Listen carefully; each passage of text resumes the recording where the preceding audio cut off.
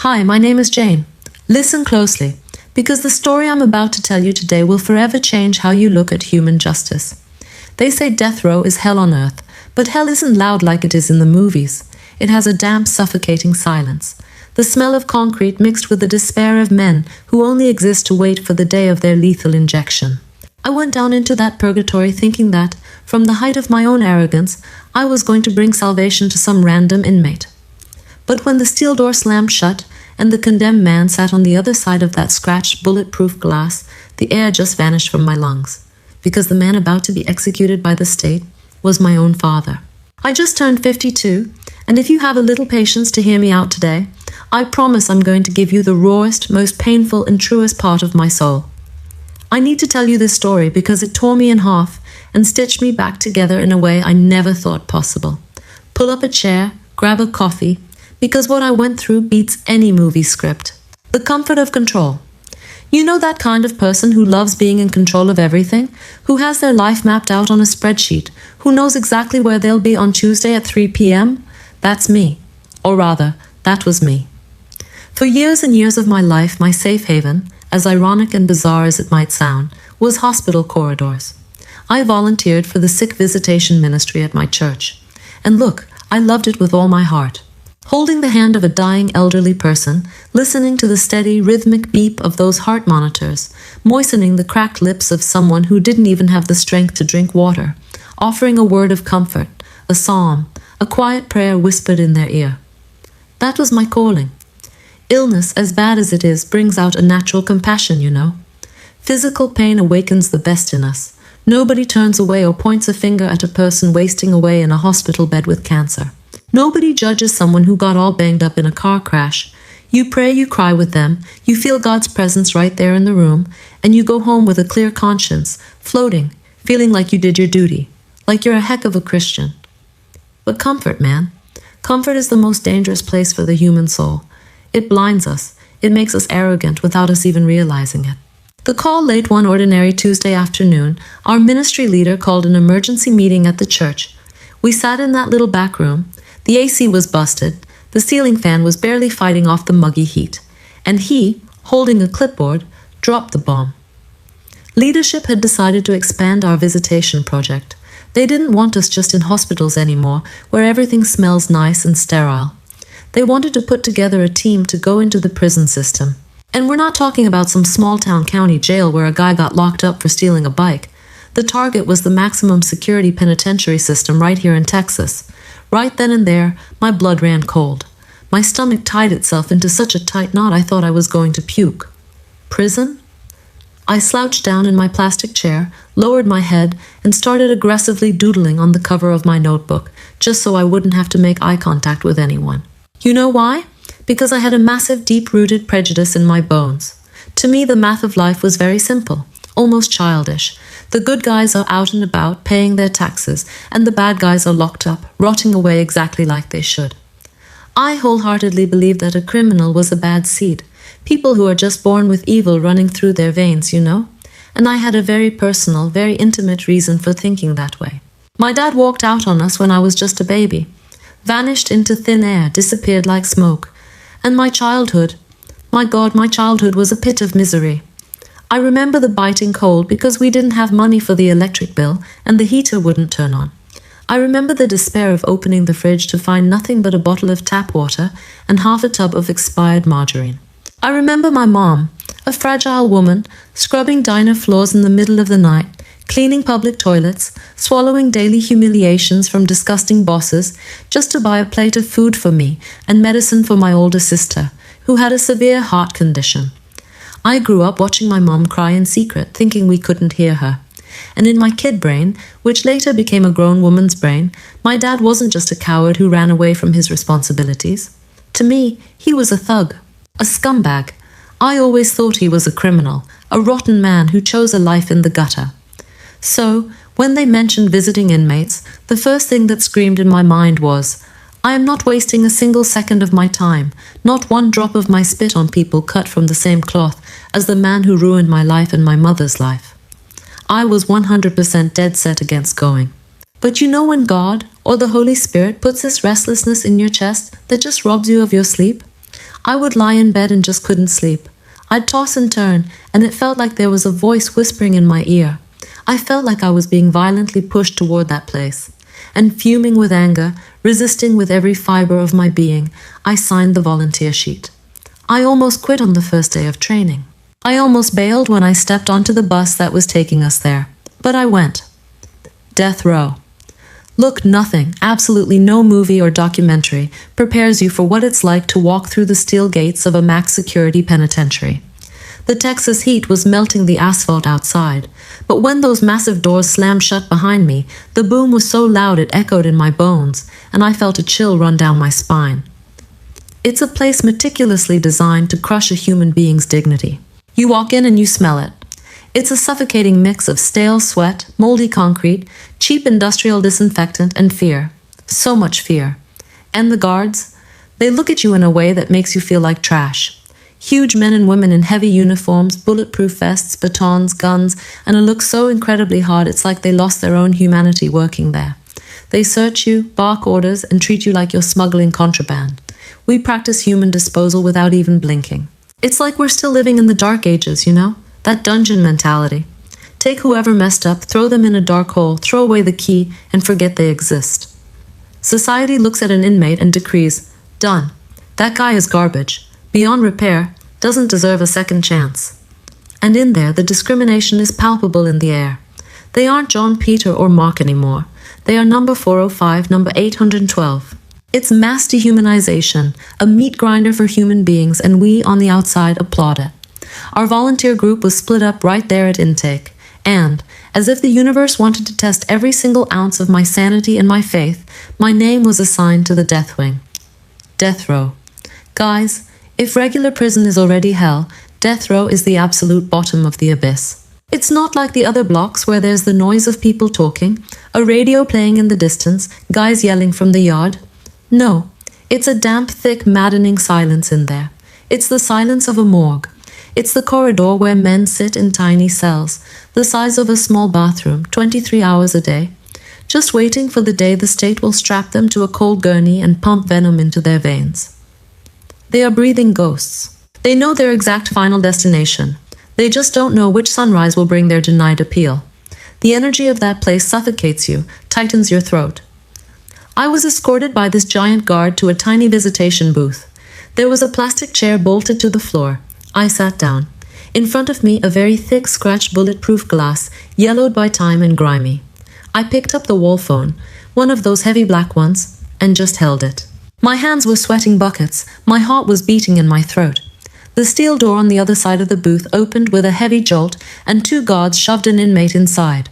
He was wearing a faded orange jumpsuit, baggy on his scrawny frame. His posture was that of someone carrying 3 mountains on his back.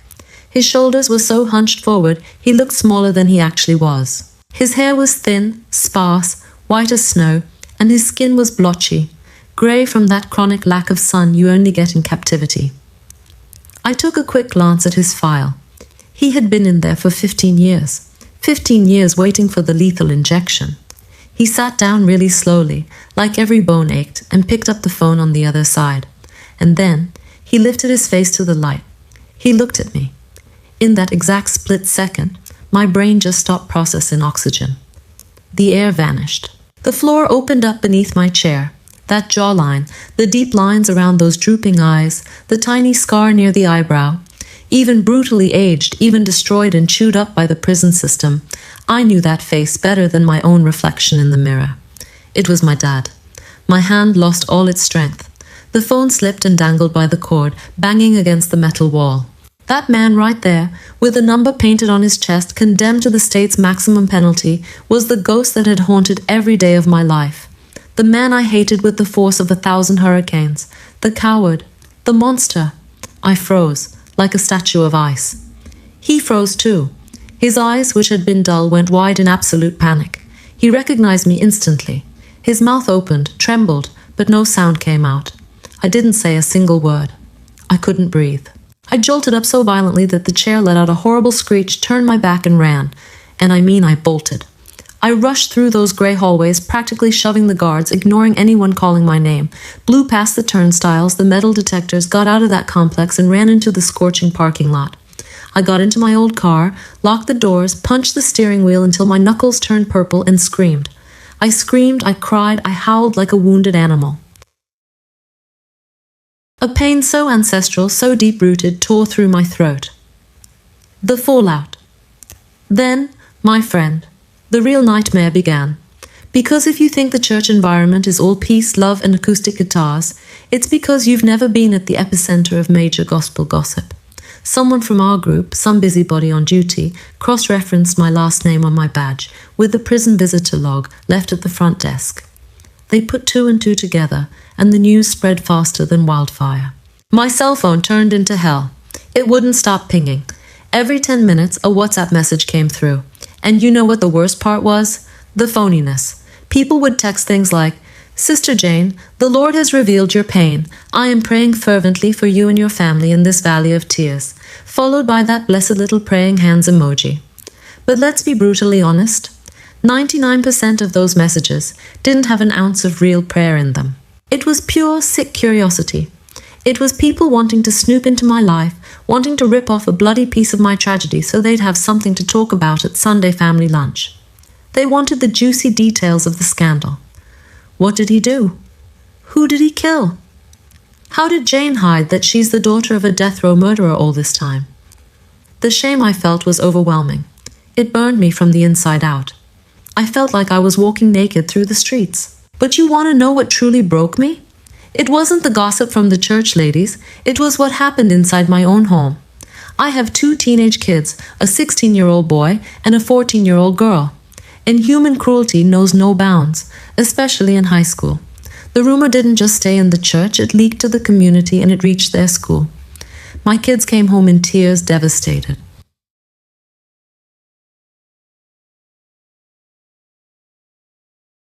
My boy, who is super reserved, came in kicking his bedroom door, sobbing uncontrollably, because his friends cornered him at recess.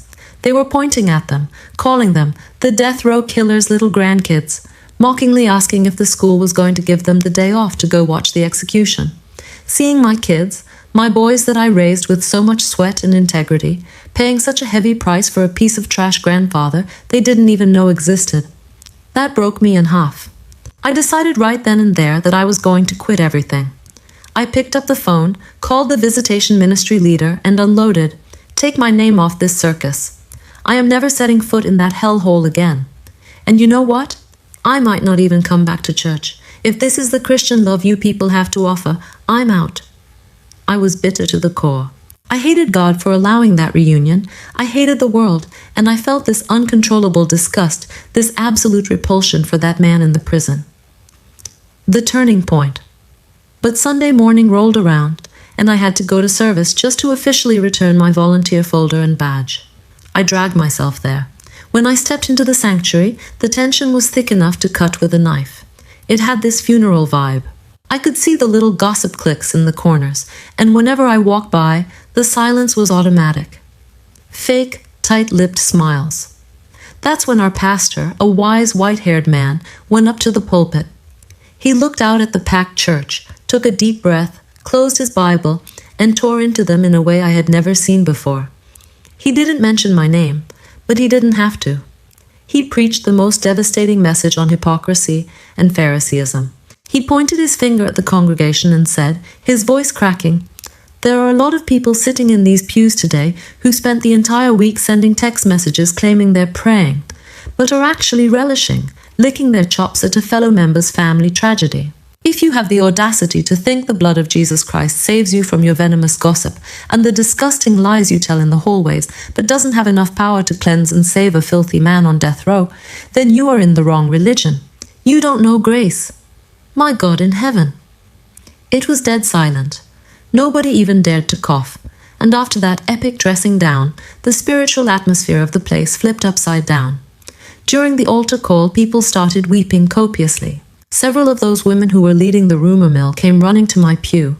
They fell to their knees beside me, tears streaming down their faces, hugged me tight and begged for forgiveness. But they meant it. They said, "Jane, forgive my wicked tongue. We are going to fast. We are going into spiritual warfare for your father's soul." The cheap gossip turned into hardcore, warrior-like intercession. The nosiness turned into genuine prayer. And it was only that brutal, real, and palpable support network that kept my legs steady and stopped me from quitting the ministry. I went back to the prison for my second visit, but I didn't go as an emissary of Christ. I went armed to the teeth with hatred and resentment. When he sat down in front of me and picked up the phone, I didn't let him get a word in. I unloaded decades of bottled-up rage. I called him a coward, a rat, a dirty criminal, human garbage. I threw my mother's cracked nails from scrubbing floors in his face, the hunger I endured, my kids' trauma at school. I hurt him, I trampled on him, I flayed his soul with every word my vocabulary allowed. He didn't defend himself once. He just pressed the phone against his ear, lowered that white head and cried silently, letting the tears soak his orange uniform. The visit ended. I walked out of there feeling powerful for about 10 minutes, but by the time I got home, I felt worse, emptier, and dirtier than when I walked in. Revenge is a poison we drink, expecting the other person to die. It brings zero relief. The truth. Then, days went by, and the third visit came. Mark my words. It was on this third visit that everything, absolutely everything, went down. The veil was torn. I almost didn't go that day. I was exhausted, physically drained. I went through the whole humiliating search process again, the cops staring at me, the sniffer dogs. I sat across from him at that filthy glass in the death row booth. I picked up the phone and, my voice thick with sheer exhaustion, I dropped my guard and asked the question that had been eating away at my guts since I was a little girl in a torn dress. Why? Look at me and tell me why. Why did you abandon your wife and daughters in a sea of absolute poverty to plunge into the underworld and end up on death row? He slowly lifted his head.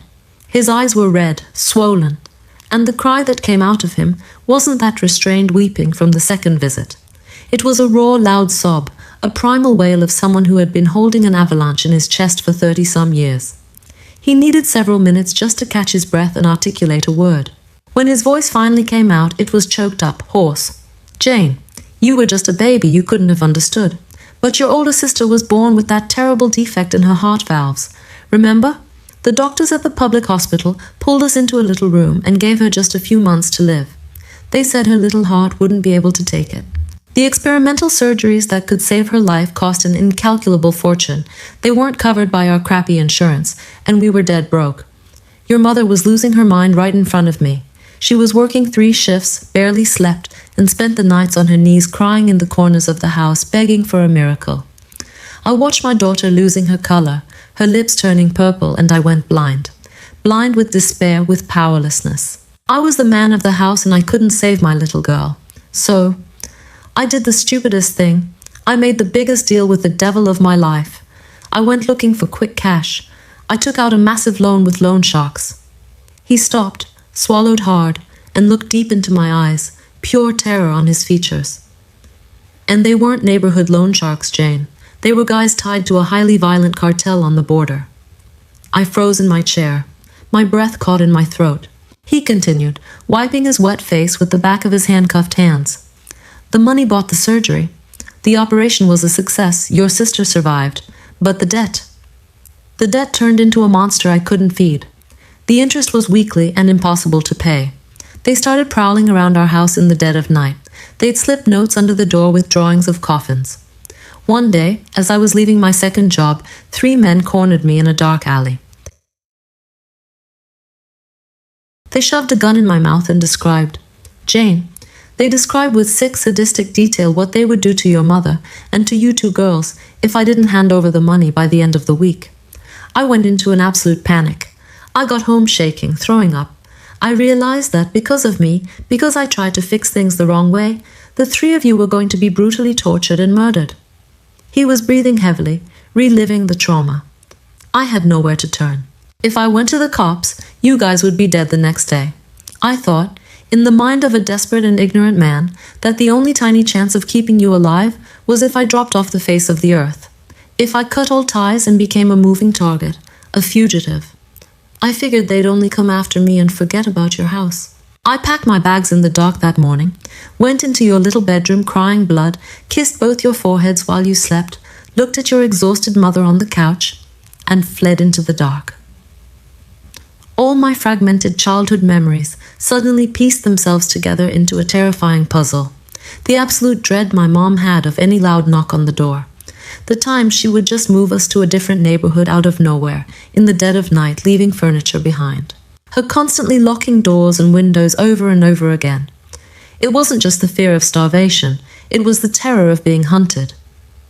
I sank into the underworld, he continued, his voice fading. I started taking on dirty jobs for criminals, cargo theft, extortion, trying to send anonymous money to you guys through shell accounts, trying to pay off that cursed debt from a distance. But crime, my daughter, is quicksand. The more you struggle, the more it swallows you. Once you dirty your hands, you can't wash them clean.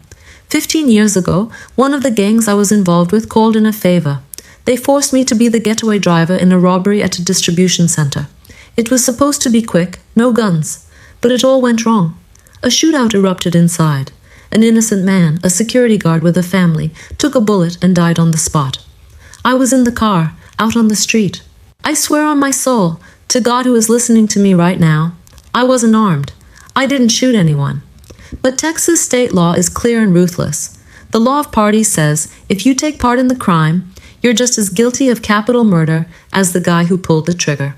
I got caught 3 blocks away. The judge sentenced me to death. My life ended that day. I became the trash, the scum, the animal that everyone says I am. But Jane, listen to me with your heart now. I threw my life down the drain. I stained my soul forever, but I did all of it, every single wrong step, to try and save my girls' lives. I looked at that broken, trembling old man on the other side of that thick glass, and I felt my fortress of arrogance and righteousness crumble, completely collapse, turn to dust.